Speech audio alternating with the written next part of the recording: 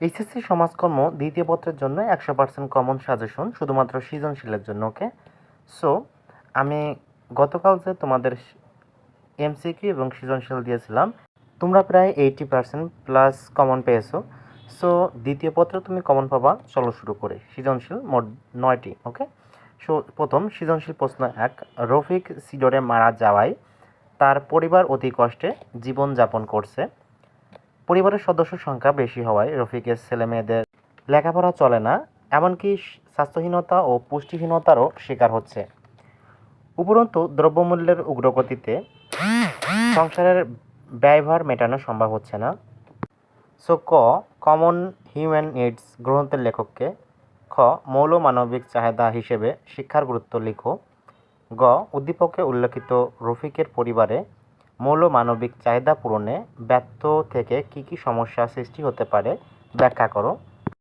ঘ, উদ্দীপকে উল্লেখিত সমস্যাসমূহ মোকাবেলায় সরকার কর্তৃক গৃহীত পদক্ষেপসমূহ তুলে ধরো। সৃজনশীল প্রশ্ন 2, রবিন ও তার স্ত্রী দুজনে ব্যাংক কর্মকর্তা। রবিনের বাবা সম্প্রতি অবসরে গেছেন। রবিন তার বাবার তেমন খোঁজ খবর রাখতে পারে না।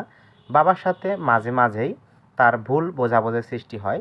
তাই রবিন বাবাকে বেসরকারিভাবে গড়ে ওঠা একটি বিশেষায়িত প্রতিষ্ঠানে পাঠিয়েছে, যেখানে থাকা, খাওয়া ও চিকিৎসার ব্যবস্থা আছে।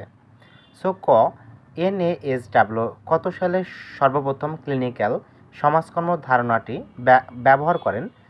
খ, শ্রম কল্যাণের সম্প্রসারিত রূপই শিল্প সমাজকর্ম বুঝিয়ে লেখো। গ, উদ্দীপকে যে প্রতিষ্ঠানের ইঙ্গিত করা হয়েছে সেটি সমাজকর্মের কোন শাখার সাথে সংশ্লিষ্ট ব্যাখ্যা করো। পরটি ঘ, উদ্দীপকে ইঙ্গিতকৃত শাখাটির কার্যক্রম ফলপ্রসূকরণে একজন সমাজকর্মীর ভূমিকা বিশ্লেষণ করো। সো এখন যাব আমরা তৃতীয় নাম্বার সৃজনশীল প্রশ্নে। সো সৃজনশীল প্রশ্ন 3, সাভারে একটি গার্মেন্টস মালিক ও শ্রমিক দ্বন্দ্বের কারণে উৎপাদন বন্ধ হয়ে যায়। ফলে নিম্ন শ্রেণীর কর্মচারীদের ছাঁটাই করে মালিক নতুন করে কারখানা শুরু করতে চাইলে তারা প্রতিবাদ ও আন্দোলন শুরু করে। উচ্চবিত্ত কর্মকর্তাদের সমস্যা না হলেও নিম্ন শ্রেণীর কর্মীদের পথে বসতে হয়। এদের সমস্যা সমাধান ও উভয় পক্ষের মধ্যে সমঝোতা করার জন্য তৃতীয় পক্ষের প্রয়োজন উপলব্ধি হয়। সো ক্লিনিক্যাল সমাজকর্ম কি? খ, প্রবীণ সমাজকর্ম বলতে কি বোঝায়?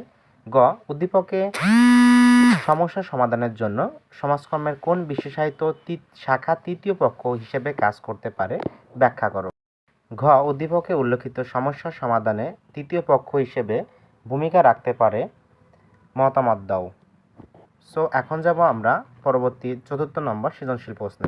সো সৃজনশীল প্রশ্ন 4, বিগত বছরের হাওড় অঞ্চলে অকাল বন্যায় কৃষকের প্রধান ফসল ধানের ব্যাপক ক্ষতি হয়। যোগাযোগ ব্যবস্থা বিচ্ছিন্ন হওয়ায় শিক্ষা প্রতিষ্ঠানগুলোর ক্লাস বন্ধ থাকে। জরুরি শিক্ষা সেবায় সংকট দেখা দেয়। আয় রোজগার না থাকায় অনেকে ক্ষতিগ্রস্ত ঘরবাড়ি মেরামত করতে পারেনি। সো কমন হিউম্যান নিডস গ্রন্থটি কে রচনা করেন? খ, শিক্ষাকে কেন মৌলিক মানবিক চাহিদা বলা হয়? গ, উদ্দীপকের কোন মৌলিক মানবিক চাহিদার অনুপস্থিতি লক্ষণীয় ব্যাখ্যা করো। এবং ঘ, উদ্দীপকে অনুপস্থিত মানব জীবনের মৌল মানবিক চাহিদার তাৎপর্য বিশ্লেষণ করো। সো এখন যাব আমরা পরবর্তী 5 নম্বর সৃজনশীলে। সৃজনশীল প্রশ্ন 5, বাংলাদেশে এখন আর ঋতুর বৈচিত্র্যের স্বাদ পরিপূর্ণভাবে উপভোগ করা যায় না। কখনো অতিবৃষ্টি, কখনো অনাবৃষ্টি জনজীবনে দুর্ভোগ ডেকে আনছে। ফি বছর পাহাড়ি ঢলে প্লাবিত হচ্ছে অনেক অঞ্চল। সর্বোপরি কলকারখানার বিষাক্ত ধোঁয়া নির্মল আকাশকে করছে কলুষিত। নদী ভাঙ্গনের কবলে পড়ে বিলীন হয়ে যাচ্ছে অনেক আবাদি জমি। সো CFC এর পূর্ণরূপ কি? খ, জীববৈচিত্র্য বলতে কি বোঝায়? গ, উদ্দীপকে উল্লেখিত পরিবেশগত ভারসাম্যহীনদের কারণ পাঠ্যপুস্তকের আলোকে ব্যাখ্যা করো।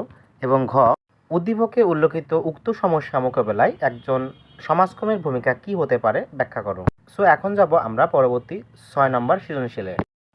সো 6, আব্দুল জলিল 3 সন্তানের জনক। বড় ছেলে চাকরি করে এবং অন্য 2 ছেলে স্থানীয় কলেজে লেখাপড়া করে। কিছুদিন পূর্বে বড় ছেলের বিয়ে দেন, কিন্তু চাকরি করার কারণে আব্দুল জলিল এর বড় ছেলে তার স্ত্রীকে নিয়ে ঢাকায় বসবাস করেন এবং গ্রামে মা বাবার জন্য টাকা পাঠান। সো ইংরেজি ফ্যামিলি শব্দটি কোন শব্দ থেকে গৃহীত হয়েছে? খ, বিবাহিত কাকে বলে, বিবাহ কাকে বলে? সো গ, উদ্দীপকে আব্দুল জলিলের বড় ছেলের পরিবারটি কোন ধরনের ব্যাখ্যা করো। দেন ঘ, বাংলাদেশে উক্ত পরিবারের গুরুত্ব আলোচনা করো। সো এখন সৃজনশীল প্রশ্ন 7, ইউসুফ ও উমা ভালো বন্ধু, পারিবারিক ও সামাজিক স্বীকৃতির মাধ্যমে উভয়ের মধ্যে সামাজিক বন্ধন স্থাপিত হয়। তাদের মধ্যকার ও সামাজিক বন্ধনই সাধারণত স্থায়ীভাবে সম্পর্ক প্রতিষ্ঠায় অগ্রণী ভূমিকা পালন করে। সো ক, ধর্ম কি।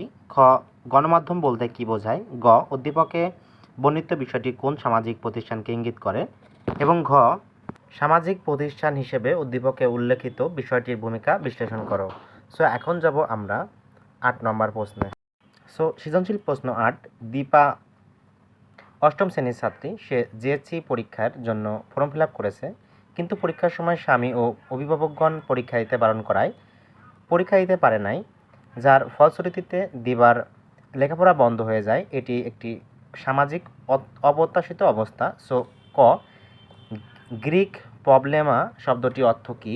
খ, যৌতুক একটি সামাজিক ব্যাধি ব্যাখ্যা করো।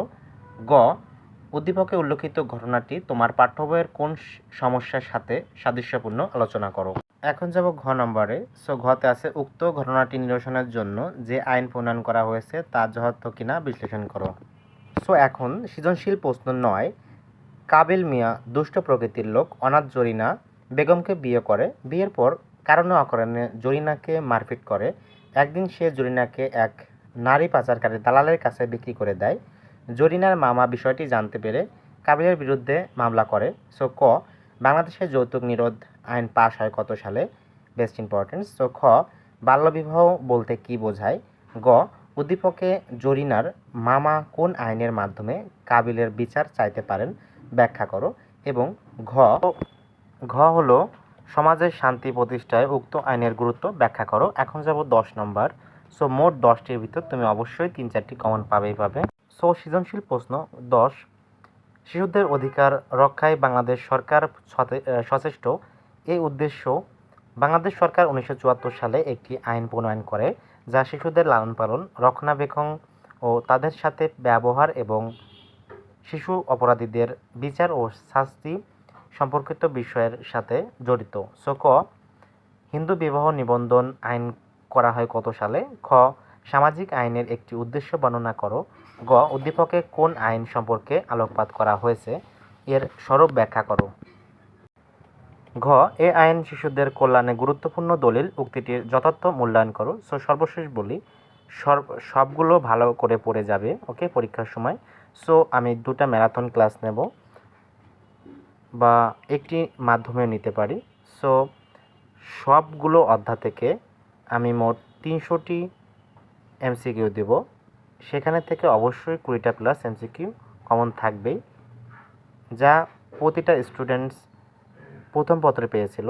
সো ধন্যবাদ, সাবস্ক্রাইব করবেন।